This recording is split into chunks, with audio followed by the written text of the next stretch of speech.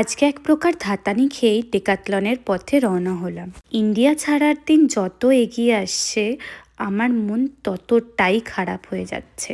সৌরভ বকাবকি করে আমাকে নিয়ে চলে এলো ডেকাথলনে, বলল আর হাতে সময় নেই, আর মাত্র কয়েকটা দিন। এখানে সমস্ত কিছু চেক করতে থাকলাম আর এত নস্টালজিক হয়ে গেলাম আমার সেই জ্যাকেটটা দেখে। যাই হোক, এখানে একটা গ্লাভস চুজ করলাম যেটা perfect for snow and winter. Then এই ব্ল্যাক জ্যাকেটটা চুজ করলাম, এটা ফর বয়েজ ছিল, সেটা আমি জানতাম না, তো আমি হোয়াইটটা নিলাম যেটা ফর গার্লস ছিল। প্রত্যেকটা ক্লোথসই -20 অব্দি প্রোটেক্ট করবে, তাই জন্য ওরম নিলাম। ফাইনাল বিল প্রায় 30,000 ছুঁই হলো। এটা আমাকে স্পন্সর করেছিল আমার দাদা বৌদি। দেন CC2-তে চলে গেলাম ইমাজিন স্টোরে। ভেবেছিলাম আইফোনটা কিনবো, বাট কেনা হলো না। তারপরে ডিরেক্ট চলে এলাম ফুচকা খেতে। মাসির জন্যও ফুচকা নেব আর আমিও ফুচকা খাবো। আমি ফুচকা খেতে ভীষণ ভালোবাসি আর এটা ছিল লাস্ট দিন ইন্ডিয়াতে ফুচকা খাওয়া।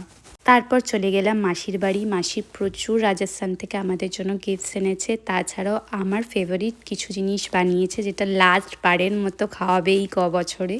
তো আমি আবদার করেছিলাম শীতের চাউমিন মাসির হাতে সমস্ত রকম সবজি দিয়ে, আর সেটা ফাটাফাটি খেতে ছিল। তো আমি এক থালা খেলাম। তো নেক্সট ব্লগে দেখা হচ্ছে।